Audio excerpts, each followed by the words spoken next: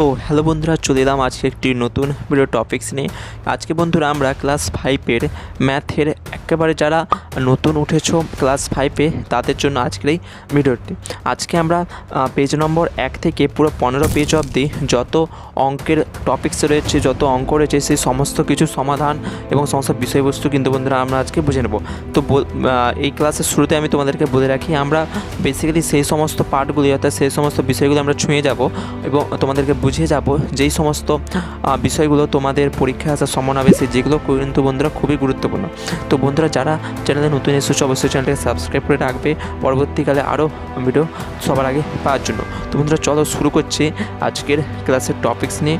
তো যদি ভিডিওটি ভালো লাগলে অবশ্যই লাইক, কমেন্ট এবং শেয়ার করতে ভুলবে না। চলো শুরু করছি আজকের ক্লাস। তো বন্ধুরা তোমরা একেবারে 1 নম্বর পেজে থেকে 2 নম্বর পেজে চলে আসবে। আমি 2 নম্বর পেজে খুলেছি। তো এখান থেকে সর্বপ্রথম তোমাদের যে টপিক্সটি ইম্পর্ট্যান্ট সেই টপিক্সটি হচ্ছে যে তোমাদের এক্সামে হয়তো এরকম একটি তোমাদেরকে ঘর কেটে দিয়ে দিল, সেখান থেকে তোমাদেরকে হয়তো এরকম বক্স করে দিয়ে দিতে পারে।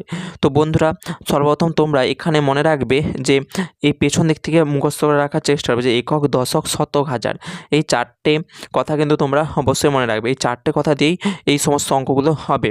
তো বন্ধুরা এই অঙ্কটা যেটা করে দেওয়া রয়েছে এই অঙ্কটা তোমাদেরকে প্রথমে বুঝিয়ে দিই, তারপরে আমরা এই নিচেরটা দেখে নেব। তো বন্ধুরা এখানে 2-এর সাথে 100 গুণ হলো কেন? কারণ দেখো বন্ধুরা, সর্বপ্রথম তোমরা এই ঘরটি দেখো। এই ছকে কি বলেছে যে এখানে রয়েছে একক, দশক, শতক, হাজার। তো বলে রাখি একক মানে এককের ঘরে যতগুলো বল থাকবে তার সাথে 1 গুণ হয়।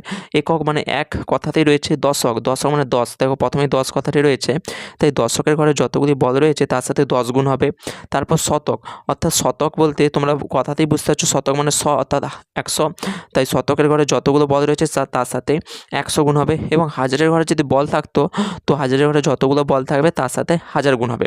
তো এখানে কিন্তু বন্ধুরা আমাদের হাজারের ঘরে কিছু নেই, শুধু রয়েছে কি শতক, দশক, একক।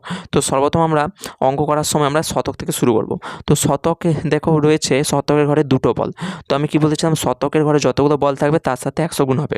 তো এখানে 2টো বল রয়েছে, তাই 2-এর সাথে কী করেছে 100 গুণ করেছে।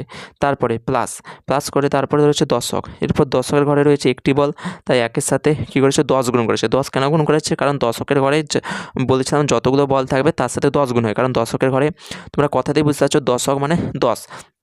তারপরে বন্ধু দেখে নাও একক, আবার প্লাস চিহ্ন দিয়েছে। এককের ঘরে দেখে নাও 1টা, 2টা, 3টে, 4টে, 5টা, 6টা, 7টা, অর্থাৎ 7টি বল রয়েছে। তাই 7-এর সাথে আমাদের 1 গুণ হয়েছে। 1 কেন গুণ হয়েছে? কারণ এটা এককের ঘরে রয়েছে। এককের ঘরে যতগুলো বল থাকবে তার সাথে 1 গুণ হয়। তারপরে বন্ধুরা সিম্পল এখানে গুণ করে দিচ্ছে। 2 আর 100 গুণ করলে 2, 1-এ 2 এবং 2টা শূন্য হতে 2টো শূন্য বসে গেছে। যোগ চিহ্ন করতে যোগ চিহ্ন, 1 1-এ 1 এবং 0 হতে 0 হতে 10 1-এ 10 বসে গেছে। প্লাস 7 1-এ 7। এরপর সিম্পলি এই 3টে যোগ করেছে 210, 7 যোগ করলে হয় 217। ঠিক একইভাবে বন্ধুরা তোমরা এই নিচেরটি করার চেষ্টা করো, যদি না পারো তো অবশ্যই আমি পরের ক্লাসে আমরা করে দেবো। ঠিক একইভাবে তোমরা এখানে করবে, শুধুমাত্র এখানে দেখে নাও হাজারের ঘরে 3টে বল রয়েছে, তাই এখানে তোমরা 3 লিখবে গুণিত এখানে তোমরা 1000 লিখবে। আর শতকের ঘরে বন্ধুরা কিছু নেই, তো শতকের ঘরে কিছু নেই যেহেতু তোমরা এখানে দেখে নাও কতগুলো ঘর রয়েছে। এই একটি পার্ট রয়েছে, সব যোগ চিহ্নের আগেরগুলো দেখবে। এখানে যোগ চিহ্নের আগে এই পার্ট রয়েছে 2টো পার্ট, এখানে 3টে পার্ট, এখানে 4টে পার্ট। তো এখানে হাজারের ঘরে রয়েছে দেখো 3টে, তাই এখানে 3 লিখবে, এখানে 1000 লিখবে। প্লাস শতকের ঘরে দেখো একটিও বল নেই, তাই এখানে তোমরা 0 লিখবে গুণিত এখানে 100 লিখে দেবে, কারণ 0 সাথে 100 গুণ করলে আমাদের 0ই আসবে। প্লাস করতে প্লাস দেবে। তারপর দশকের ঘরে রয়েছে 3টে বল, তাই এখানে 3 বসাবে, গুণিত চিহ্ন 10 লিখবে, কারণ দশকের ঘরে বল রয়েছে। একের ঘরে রয়েছে 2টো বল, তাই এখানে 2 লিখবে ইন্টু 1 লিখে দেবে। তারপর যোগ করে কত হয় বন্ধুরা তা অবশ্যই আমাকে কমেন্টে জানিও। দেখলাম যে এরকম ছক দেওয়া থাকলে ছক থেকে আমরা এরকম সংখ্যা বের করতে পেরেছিলাম, কিন্তু বন্ধুরা যদি সংখ্যা দেওয়া থাকে সংখ্যা থেকে আমরা ছকে কীভাবে বলগুলো সাজাবো সেটা কীভাবে করবো চলো আমরা খাতাতে দেখে নিই। এই ধরনের অঙ্কগুলো বোঝার জন্য আমি একটি এখানে ছক কেটেছি, তার সাথে আমি এখানে বলেছি যে 212কে আমরা কীভাবে এই ছকে সাজাতে পারবো। তো 212কে সাজানোর জন্য সর্বপ্রথম আমাদেরকে এই যেই সংখ্যায় তোমাদেরকে পরীক্ষায় দিকে রাখানো সেটা তোমাদেরকে ভাঙতে হবে। তো 212কে আমরা কীভাবে ভাঙতে পারি সেক্ষেত্রে আমাদেরকে স্থানীয় মানে বিস্তার করতে হবে। তো স্থানীয় মানে বিস্তার আমরা পরবর্তী একটু পরে আমরা শিখবো। তো আমি এখানে শিখে দিচ্ছি একটু। তো স্থানীয় মানে বিস্তার করার জন্য সর্বপ্রথম যে সংখ্যাটি রয়েছে সেটা লিখবে, তারপরে যতগুলো সংখ্যা রয়েছে ততটা শূন্য বসিয়ে দেবে, তারপর আবার যোগ চিহ্ন দেবে। তো আমরা 2 বসিয়েছি, তারপরে রয়েছে 1, তো 1-এর পরে রয়েছে একটা শূন্য, তাই একটা শূন্য বসিয়েছি, আবার যোগ চিহ্ন দেবো। তো ফাইনালি 2 রয়েছে, 2-এর পরে আর একটাও শূন্য নেই, তো আমরা কিছু বসাবো না। তো আমরা 212কে কিন্তু বন্ধুরা এইভাবে লিখতে পারি। এরপর এই এই যে 200 প্লাস 10 প্লাস 2 এটাকে আমরা আরও ভাঙবো। তো 2-এর সাথে যদি আমরা 100 গুণ করি তাহলে আমাদের হয় 200। তারপর প্লাস 1-এর সাথে যদি আমরা 10 গুণ করি তাহলে হবে 10, প্লাস 2-এর সাথে যদি 1 গুণ করি তাহলে 2 1-এ 2। তো এইভাবে তোমরা ভেঙে দেবে। এভাবে ভাঙলে তোমরা বুঝতে পারবে যে কোনটা হাজারের ঘরে হবে, কোনটা শতকের ঘরে হবে, কোনটা দশকের ঘরে হবে এবং কোনটা এককের ঘরে হবে। তো এখানে দেখে নাও যে 100 মানে তোমরা জানো যে শতকের ঘরে যটা বল থাকে তার সাথে 100 গুণ হয়। তাই আমরা এখান থেকে ধরে নিতে পারি যে এই 2 রয়েছে আমাদের শতকের ঘরে, কারণ এর সাথে 100 গুণ রয়েছে। তাই এই 2 মানে আমরা এখানে শতকের ঘরে দুটো বল বসিয়ে দেবো।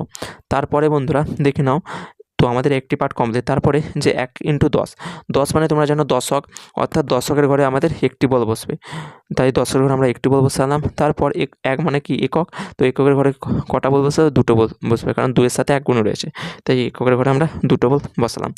ঠিক এইভাবেই বন্ধুরা তোমরা যতগুলোই অঙ্ক তোমাদেরকে দিক না কেন, প্রথমে তোমরা সেটাকে আমি যেভাবে বললাম স্থানীয় মানে বিস্তার করবে। বিস্তার করার পর তোমরা এভাবে ভেঙে নেবে, কারণ না ভাঙতে পারলে তোমরা বুঝতে পারবে না যে কোন ঘরে কোন সংখ্যাগুলো বসবে। সো বন্ধুরা এরপরে আমরা স্থানীয় মানে বিস্তার করি ও যোগ করি, এই ধরনের অঙ্কগুলো দেখে নেব। তো বন্ধুরা প্রথমে কীভাবে ঘর থেকে তোমরা সংখ্যা নিয়ে আসতে পারবে সেটা করবে, সেই ছক থেকে সংখ্যা। তারপরে কীভাবে সংখ্যা থেকে ছক আনতে পারবে সেটা আমরা দেখালাম। এরপরে বন্ধুরা আমরা স্থানীয় মানে কীভাবে বিস্তার করবে সেটা দেখাবো। এক্ষুনি আগে আমরা স্থানীয় মানে বিস্তার করা দেখেছি, ঠিক সেমভাবে আমরা এখানে করব। তো এখানে প্রথমে একটি উদাহরণ রয়েছে, এটা দেখে নাও, তারপর আমরা বাকিগুলো সলভ করব। তো এখানে রয়েছে 627। তো 627-এর মধ্যে 6 স্থানীয় মান কত, মানে 6-এর পরে কটা শূন্য বসবে, এই টাইপের তোমরা বুঝে নিতে পারো। তো 6 স্থানীয় মান কীভাবে করেছে দেখো, 6 করতে 6 বসিয়েছে, যা স্থানীয় মান বলবে সেটা বসাবে। তারপর তোমরা 6-এর পরে কটা সংখ্যা রয়েছে তটা শূন্য বসিয়ে দেবে। 6-এর পরে রয়েছে দুটো সংখ্যা, তাই এখানে আমরা দুটো শূন্য বসিয়েছি। তারপরে 2-এর স্থানীয় মান দেখো আমি 2 বসিয়েছি প্রথমে, তারপরে 2-এর পরে কটা সংখ্যা রয়েছে, একটা সংখ্যা, তাই আমরা একটা শূন্য বসিয়েছি। 7-এর স্থানীয় মান দেখো 7 বসিয়েছি, কিন্তু 7-এর পরে আর একটাও সংখ্যা নেই, তাই আমরা এখানে একটাও শূন্য বসাইনি। তারপরে আমরা সংখ্যাটি হলো যেখানে রয়েছে সেখানে আমরা এই 3টে যোগ করে দেবো। যেমন তোমরা ছোটোবেলায় যোগ শিখেছো ঠিক সেমভাবেই এখানে যোগ করে তোমরা অ্যান্সারটি লিখে দেবে। ঠিক সেমভাবেই কিন্তু বন্ধুরা আমরা যে বাকি অঙ্কগুলো রয়েছে এগুলো আমরা সলভ করে নিতে পারবো। যেমন দেখে নাও আমি একটি সলভ করে দেখাচ্ছি। যেখানে রয়েছে 897। তো 8-এর স্থানীয় মান কত, প্রথমে আমরা কি করব যে 8 লিখব। তারপরে আমরা 8-এর পরে কটা সংখ্যা রয়েছে, দুটো সংখ্যা, তাই আমরা দুটো শূন্য বসিয়ে দেবো। 97-এর তারপরে হচ্ছে 9 স্থানীয় মান বলতে আমরা প্রথমে 9 লিখব। তো 9-এর পরে কটা সংখ্যা রয়েছে, একটা সংখ্যা, তাই একটা শূন্য বসাবো। 7-এর স্থানীয় মান বলতে আমরা প্রথমে 7 বসাবো। 7-এর পরে যেহেতু একটাও সংখ্যা নেই তাই আমরা শুধু 7 বসিয়ে দেবো। তারপরে সিম্পলি আমরা এটাকে যেমন ছোটোদের যোগ করা শিখেছি, যোগ করবো 7 করতে 7, 9 করতে 9 এবং 8 করতে 8। তো যোগ করে আমাদের 897 হচ্ছে। তো এইভাবে বন্ধুরা তোমরা নিচেরগুলো করার চেষ্টা করবে। বন্ধুরা ইতিমধ্যে আমরা 11 নম্বর পৃষ্ঠাতে চলে এসেছি। তো বন্ধুরা তোমরা বলবে যে অনেকগুলো পৃষ্ঠা মাঝে ছাড়া রয়ে গেছে, কিন্তু বন্ধুরা আমি তোমাদেরকে যেগুলো ইম্পর্ট্যান্ট সেগুলো আমি তোমাদেরকে বলছি, আর ওগুলো থেকে তোমাদের এক্সামে প্রশ্ন আসবে। তাই বন্ধুরা যেগুলো আমি তোমাদেরকে স্টেপ বাই স্টেপ বুঝিয়ে চলছি সেগুলো তোমরা একটু মনোযোগ দিয়ে বুঝে নাও। তো তোমরা যখন পরবর্তীকালে প্রশ্ন বিচিত্রা সমাধান করবে দেখবে বন্ধুরা ওখান থেকে প্রশ্ন আসবে আর বাইরে থেকে আসবে না। তাই যেগুলো আমি তোমাদেরকে শেখাচ্ছি সেগুলো অবশ্যই মন দিয়ে বুঝে নাও। এরপরে আমরা গ্রেটার দেন আর লেস দেন, ইংরেজিতে বলে এটাকে বলে গ্রেটার দেন, এটাকে বলে লেস দেন, এই চিহ্ন কীভাবে কোথায় বসাবে সেগুলো আমরা দেখে নেব। তো বন্ধুরা এখানে অনেক বড় বড় সংখ্যা দিয়ে বুঝিয়েছে, প্রথমে আমরা ছোটো সংখ্যা দিয়ে বুঝে নেব, তারপর আমরা বন্ধুরা এগুলো করব। তো বন্ধুরা চলো ছোটো সংখ্যা দিয়ে কিছু অঙ্ক আমরা বুঝে নেই, এই চিহ্ন কোথায় কি বসবে। আমরা এই লেস দেন গ্রেটার দেন চিহ্ন কোথায় কি বসবে সেটা বোঝবার জন্য আমরা এখানে দুটো উদাহরণ নিয়ে নিয়েছি। প্রথমের উদাহরণটাই দেখে নাও, 2, এখানে মাঝে একটি বক্স রয়েছে আর এখানে 1 রয়েছে। তো বন্ধুরা যেই দিকে বড় সংখ্যা থাকবে সেই দিকে আমাদের বড় হবে, অর্থাৎ তোমরা যদি এটাকে তোমরা এই ধরনের অঙ্ক ক্লাস 4-এও শিখেছো। তো দেখো বন্ধুরা এইটি বড় হওয়া মানে দেখো বন্ধুরা শুধু মনে রাখো তোমরা যে যেই দিকে যে সংখ্যা বেশি থাকবে সেই দিকে আমাদের বড় হবে। তো এখানে 2 রয়েছে 1 রয়েছে, তো কোন সংখ্যাটা বেশি, 1 বড় না 2 বড়? তোমরা জানো 2 বড়, তাই 2-এর দিকে আমাদের হাতটা থাকবে, অর্থাৎ এই যে ফাঁকা জায়গাটা থাকবে ওটা 2-এর দিকে থাকবে। এরপরে রয়েছে এখানে নিচেরটা দেখে নাও, এই দিকে রয়েছে 1, এই দিকে রয়েছে 2, যেই দিকে বড় সংখ্যা থাকবে সেই দিকে আমাদের হাতটা হবে, তাই চিহ্নটা এই ধারে মানে এই বক্সে এই রকম চিহ্নটা আসবে। যদি আমরা আরও উদাহরণ দেখি, হয়তো রয়েছে 4, রয়েছে 9, তো কোন দিকে বড় সংখ্যা রয়েছে, যেহেতু 4-এর থেকে 9 বড় মানে 9 বেশি সংখ্যা রয়েছে, তাই সেই দিকে আমাদের এই বড় মানে জায়গাটা হবে, মানে হাঁটা সেই দিকে থাকবে। ধরো তোমাদের রয়েছে 10 আর রয়েছে 100, তো বন্ধুরা কোন দিকে আমাদের চিহ্নটা হবে, তো এইটাও কিন্তু বন্ধুরা এই ধারে হবে, কারণ বড় সংখ্যা আমাদের এই ধারে রয়েছে। যদি তোমাদের থাকে 200, এইদিকে থাকে 190, তো কোনটা বেশি, 200 বেশি না 190 বেশি? তো 200 বেশি, তাই চিহ্নটা হবে এই ধারে। এভাবে বন্ধুরা তোমরা সবগুলো পেরে যাবে। তোমরা শুধু একটু আইডিয়া রাখবে যে কোন সংখ্যাটা বড় এবং কোনটা ছোট, যেই দিকে বড় সেই দিকে আমাদের হাঁটা থাকবে। এইভাবে তোমরা এই চিহ্নগুলো ইজিলি বসাতে পারবে। এর পরের পেজে তোমরা দেখে নেবে যে এখানে কিছু সংখ্যা রয়েছে, তারপরে তোমাদেরকে দুটো বক্স দেওয়া থাকবে যে একটি বৃহত্তম সংখ্যা লিখতে হবে আর একটিতে ক্ষুদ্রতম সংখ্যা। তো এটার কোনো মাথা ব্যথার দরকার নেই। তোমরা হয়তো ভাববে এতগুলো সংখ্যা রয়েছে, আমাদেরকে কীভাবে বুঝবো যে এই সংখ্যা দিয়ে কোনটা বৃহত্তম কোনটা ক্ষুদ্রতম? কিছু আর দরকার নেই বন্ধুরা। তোমরা শুধু যেখানে বৃহত্তম রয়েছে সেখানে শুধু বড় থেকে ছোট সংখ্যাগুলো সাজাবে, আর যেখানে ক্ষুদ্রতম থাকবে সেখানে শুধু ছোট থেকে বড়। এটা অবশ্যই মনে রাখবে, এখানে যেমন মাঝে মাঝে কমা দেওয়া রয়েছে, তোমরা যখন বৃহত্তম এবং ক্ষুদ্রতম সংখ্যা লিখবে সেখানে মাঝে কিন্তু মোটেও কমা দেবে না। তো বন্ধুরা দেখে নাও, প্রথমে উদাহরণটা দিয়ে আমরা বুঝে নিই। প্রথমে রয়েছে 1, 2, 3, 4। তো এখানে বৃহত্তম সংখ্যাটি কীভাবে বের করেছে? তো সর্বপ্রথম যেখানে আমি তোমাদেরকে বললাম যে যেখানেই বৃহত্তম লেখা থাকবে সেখানে তোমরা সবসময় বড় থেকে ছোট সাজাবে। তো দেখে নাও, প্রথমে বড় রয়েছে কি 4, তারপরে রয়েছে 3, তারপরে রয়েছে 2, তারপরে রয়েছে 1। তো এইভাবে তোমরা বৃহত্তম সংখ্যাটি বের করে নিতে পারবে। সর্বপ্রথম তোমরা বড় লিখবে, তারপরে তার থেকে ছোট একটু লিখবে, তার থেকেও ছোট, তার থেকেও ছোট, এইভাবে তোমরা সাজিয়ে নেবে। তারপরে ক্ষুদ্রতম কোনগুলো লিখবে, যে ক্ষুদ্রতম সেগুলোই লিখবে যেগুলো ছোট থেকে বড়। ক্ষুদ্রতম মানে যেখানে ক্ষুদ্রতম তোমাদেরকে লিখতে বলবে সেখানে তোমরা ছোট থেকে বড় সংখ্যাগুলো সাজাবে। যেমন এখানে যদি আমরা দেখে নিই, সব থেকে এই যে 4টে সংখ্যা রয়েছে, এই 4টে সংখ্যার মধ্যে সব থেকে ছোট রয়েছে 1, তাই 1 বসেছে প্রথমে। তো 1 যদি চলে গেল, 1 বসিয়েছি। তারপরে 2, 3, 4-এর মধ্যে সব থেকে ছোটোকে 2 বসিয়েছে। তারপরে 2ও চলে গেল, তাহলে 3 আর 4-এর মধ্যে সব থেকে ছোটোকে 3, তাই 3 বসিয়েছি। তারপরে পড়ে রইল কি 4, তো এইভাবে বসেছি। ঠিক সেইভাবেই বন্ধুরা তোমরা এই অঙ্কগুলো করার চেষ্টা করবে।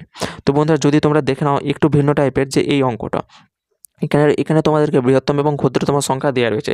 তো তোমরা কিভাবে এখানে যে সংখ্যাটাকে কমা দিয়ে বসাবে? তো এখানে কিছুই করতে হবে না বন্ধুরা। তোমরা এই 7, 5, 3, 1 যেভাবে সংখ্যাগুলো রয়েছে, তোমরা নিজের মর্জি অনুযায়ী তোমরা যেখানে পারে সংখ্যাগুলো বসিয়ে দেবে, শুধুমাত্র কমা দিয়ে বসাবে। আমি আমার মর্জি অনুযায়ী প্রথমে 5 বসালাম, তারপরে 1 বসালাম, তারপরে 3 বসালাম, হয়তো তারপরে 7 বসালাম। দেখো বন্ধুরা, এইভাবে তোমরা তোমাদের মর্জি অনুযায়ী প্রথমে তোমরা 1ও লিখতে পারো, তারপরে 3ও লিখতে পারো। তোমাদের মর্জি অনুযায়ী তোমরা যেখানে পারে সংখ্যাগুলো শুধু কমা দিয়ে বসিয়ে দেবে, তাহলে রাইট অ্যান্সার হয়ে যাবে। তার পরের পৃষ্ঠাতে তোমরা দেখে নেবে যেরকম তোমরা ছোটোবেলায় যোগ বিয়োগ করেছিলে, সেই সেম রকম যোগ বিয়োগ এখানে রয়েছে। দেখো এগুলো তোমরা সবগুলো পেরে যাবে। আচ্ছা বন্ধুরা, এই ধরনের যোগগুলো হয়তো তোমরা তোমাদের হয়তো করতে একটু অসুবিধা হবে। তো বন্ধুরা এইভাবে যোগগুলো তোমরা কীভাবে করবে? যোগ করতে সোজা, কিন্তু বিয়োগগুলো একটু টাফ রয়েছে, টাফ নয় একটু বোঝা রয়েছে। তো যোগগুলো কী করবে? এগুলো তো তোমরা সিম্পলি যোগ করে দেবে। তো এখানে মাঝে এই বক্সে তোমরা কী বসাবে? অর্থাৎ তোমাদেরকে এখানে এমন একটা সংখ্যা বসাতে হবে যেই সংখ্যা বসে তোমরা এখানে নিচে 6 বোঝে। তো সিম্পলি 5-এর পর কত আটে 6 বোঝে তোমরা বসিয়ে দেবে। যেমন দেখো 5-এর পর 6, আমাদের 1 কাটে 6 বসেছে, তাই আমরা এখানে 1 বসিয়ে দেবো। তারপর 8, এখানে 9 রয়েছে, আমাদের এই নিচেরগুলো উত্তর। তো 8-এর সাথে কত যোগ করলে 9 বসবে? তো 8 সিম্পলি 8-এর পর 9 কোন কাটে বোঝে, তো বসিয়ে দেবে। 8-এর পর 9, এটাও আমাদের 1 কাটে বসছে, তাই আমরা এখানে 1 বসিয়ে দেবো। তাই এখানেও আমাদের 1 বসবে, এখানেও আমাদের 1 বসবে। ঠিক একইভাবেই কিন্তু বন্ধুরা তোমরা এগুলো করার চেষ্টা করবে। আমি তোমাদেরকে বিয়োগগুলো দেখাচ্ছি, বিয়োগগুলো একটু বোঝবার রয়েছে। তো যদি আমরা এই বিয়োগটাই দেখে নেই, তো এখানে দেখো আমি সব বলেছি আগেই যে এই নিচেরগুলো উত্তর, তাই এখানের উত্তরটা হচ্ছে, যদি আমরা এই লাইনটা শুধু দেখি, এগুলো বাদ দিয়ে পরে করবো, এই লাইনটা দেখি, তো উত্তর হচ্ছে আমাদের 6। তো এখানে কোন সংখ্যা বসালে আমাদের উত্তর 6 আসবে? এমন একটা সংখ্যা বসাও যেখান থেকে 8 বিয়োগ করলে আমাদের 6 আসে। তো কীভাবে করবে? সিম্পলি বন্ধুরা উপরে যেটা থাকবে ওটা বসিয়ে দেবে এবং উত্তরটা এখানে বিয়োগ চিহ্ন করে বসিয়ে দেবে। যেইটা হবে বিয়োগ করলে সেইটাই তোমরা এই ঘরে বসিয়ে দেবে। দেখো উপরে যেটা ছিল বসিয়েছি, উত্তরটা বসিয়েছি, বিয়োগ করলে আমাদের 2, তাই এখানে 2 বসে। বন্ধুরা তোমরা এখানে সবসময় কিন্তু মনে রাখবে একটি কথা, এই নিয়মটি তোমরা তখনই ইউজ করতে পারবে যখন উপরে বড় সংখ্যা থাকবে এবং নিচে তোমাদের ছোট সংখ্যা থাকবে। তখনই কিন্তু বন্ধুরা তোমরা এটি করতে পারবে, অর্থাৎ উপরে বড় সংখ্যা এবং উত্তরটা কিন্তু ছোট সংখ্যা থাকবে তখনই। যেমন দেখো যদি আমরা এইটা দেখি, তো দেখো না উপরে বড় সংখ্যা কিন্তু এর সরাসরি উত্তরটা দেখো ছোট সংখ্যা, এইভাবে তাহলে তখনই তোমরা বোঝাতে পারবে। কারণ দেখো আমরা একটু পরে এই অঙ্কটা দেখবো। দেখো বন্ধুরা, এইটা যদি আমরা একই রুল লাগাই যে যেইটা উপরে রয়েছে সেইটা লিখবো, তারপরে বিয়োগ চিহ্ন দিয়ে আমরা উত্তরটা লিখে দেবো। তো এটা করলে আমাদের কিন্তু বন্ধুরা 2 কখনোই আসবে না, অ্যান্সারটি আমাদের কখনোই আসবে না। মানে অ্যান্সার বলতে আমাদের এই বক্সে যত বসাবো সেটা আমাদের কখনোই আসবে না। তো কিন্তু এই কারণ দেখো এটা আসলো না তার একটি কারণ যে উপরে বড় ছোটো সংখ্যা নিচে বড় সংখ্যা। আমি তখনই এই রুলটি ইউজ করবো বলেছি যে যখন উপরে বড় সংখ্যা থাকবে এবং নিচে ছোটো সংখ্যা থাকবে। যদি আমরা এটার ক্ষেত্রে দেখি, এটার ক্ষেত্রে আমরা এই রুলটি লাগাতে পারবো, কারণ উপরে বড় উত্তরটা ছোট। তাই আমরা কী করবো, উপরে যেই সংখ্যাটা আছে ওইটা বসিয়ে দেবো এবং উত্তরটা বিয়োগ করে দেবো। তো বিয়োগ করতে হচ্ছে আমাদের 1, তাই আমরা এখানে যদি 1 বসিয়ে দিই তো দেখো 1 আর 2 বিয়োগ করলে দেখো 1ই আসবে। তখনই কিন্তু বন্ধুরা এই রুলটি ইউজ হবে। আচ্ছা তাহলে এই অঙ্কগুলো কীভাবে করবো তা চলো দেখে নিই। তো সিম্পলি বন্ধুরা এই অঙ্কটি করার জন্য তোমরা এই আগের প্রসেসটা একদম লাগাবে না। তো এখানে তোমরা কী করবে, এখানে তোমরা একেবারে 1-এর পর থেকে যত তোমাদের বড় সংখ্যা রয়েছে 1 ধরবে না, 1-এর পর থেকে, মানে বন্ধুরা এই যে উপরে যেইটা থাকবে তারপর থেকে তোমরা সংখ্যাটা ধরবে। যেমন এখানে 1 রয়েছে, মানে 1 ধরবো না, মানে 2 থেকে আমরা গুনবো। এখানে 5 রয়েছে, 5 ধরবো না, 5-এর পর থেকে গুনবো। যেমন এখানে যদি আমরা বোঝানোর চেষ্টা করি যে এখানে কোন সংখ্যাটি বসবে, তো এখানে আমরা 1 বসাবো না, 1-এর পর থেকে আমরা সংখ্যা বসাবো। 1-এর পর তো 2, 2-এর পর থেকে আবার তোমরা বিয়োগ করবে, বিয়োগ করে দেখবে যে 2 মানে 2-এর পর থেকে 1 তো আর বোঝানো যাবে না, মানে তোমাদেরকে এখানে 11 ধরতে হবে। তো 2-এর পর থেকে 11 যদি 2 ঘাটে বসে যায় তাহলে আমাদের 2 বসবে, কারণ এখানে 2-এর পর 3, 4 তো বসছে না, মানে 2 বসবে না। এরপর 3 বসাবে, 4 বসাবে, 5 বসাবে, দেখবে কোন সংখ্যাটা তোমাদের বসে সেই সংখ্যাটা এখানে বসিয়ে দেবে। সো বন্ধুরা তোমরা এগুলো বিয়োগ করে করে দেখবে। তো আমি তোমাদেরকে উত্তরটা বলে দিচ্ছি। এখানে যদি তোমরা 9 বসে বিয়োগটা করো তাহলে তোমাদের বন্ধুরা এখানে কিন্তু 2 বসবে, কারণ দেখো 9 যদি বসাও 9-এর পর 10, 11 দেখো 2 ঘাটে বোঝাচ্ছে, তখনই কিন্তু বন্ধুরা তোমাদের এইটি বসবে। তোমরা 2, 3, 4 এভাবে বসে বসে তোমরা দেখবে বিয়োগ করে যে কোথায় অ্যান্সারটি 2 হয়। তো আমি এখানে দেখলাম আমাদের 9 বসালে আমাদের অ্যান্সারটি 2 হচ্ছে। ঠিক সেমভাবেই বন্ধুরা এখানে দেখে নাও যে উপরে বড় সংখ্যা এই যে এইটা যদি তোমরা দেখে নাও বন্ধুরা যে উপরে বড় সংখ্যা কিন্তু অ্যান্সারটি দেখো ছোট সংখ্যা, তাহলে আমরা এই আগের প্রসেসটি লাগাতে পারবো, এখানে আর এই প্রসেসটি লাগাতে হবে না। তাই সিম্পলি এখানে 5 করতে 5 বসাবো, মানে 5 যেমন আছে বসাবো, আর অ্যান্সারটি আমরা বিয়োগ করে দেবো। বিয়োগ করলে কত আমাদের হচ্ছে 1, তাই 1 আমরা এখানে বসিয়ে দেবো। দেখো তাহলে হয়ে যাবে। তো মনে রাখবে এই আগের প্রসেসটি তখনই ইউজফুল যখন উপরে বড় সংখ্যা এবং অ্যান্সারটি ছোট সংখ্যা। কিন্তু বন্ধুরা এই যে প্রসেসটা বললাম এই একটু আগে, সেইটা তখনই ইউজফুল যখন উপরে ছোট সংখ্যা এবং উত্তরটা বড় সংখ্যা। আজকে আমরা এবারে 15 পৃষ্ঠাতে চলে এসেছি, অর্থাৎ আজকের এই ক্লাসের শেষ অঙ্কতে আমরা চলে এসেছি। তো এখানে শেষ অঙ্ক বলতে এখানে আমি এই অঙ্কগুলো আর করে দেখাচ্ছি না, কারণ এগুলো তোমরা দেখতে পাচ্ছি এগুলো সিম্পলি গুণ। এই টাইপের গুণগুলো কিন্তু বন্ধুরা তোমরা ছোটোবেলায় অনেক করেছো। তো এইগুলো তোমরা কিন্তু বন্ধুরা এখানে করার চেষ্টা করবে। এগুলো একেবারে সহজ বন্ধুরা, কারণ এগুলো এই ধরনের গুণগুলো তোমরা ছোটোবেলায় অনেক অনেক অনেক প্র্যাকটিস করেছো। তাই এগুলো নিয়ে আমি আর মানে তোমাদেরকে বলে দিয়ে আর সময় নষ্ট করছি না। তো বন্ধুরা এই ছিল আজকের ক্লাসের টপিকস। পরবর্তীকালে আমি 15-র পর অর্থাৎ 16 পৃষ্ঠা থেকে আমি বাকি অঙ্কগুলো করানোর চেষ্টা করবো। তো বন্ধুরা এই ছিল আজকের টপিকস। তো চলো বন্ধুরা দেখা হচ্ছে নেক্সট ক্লাসে।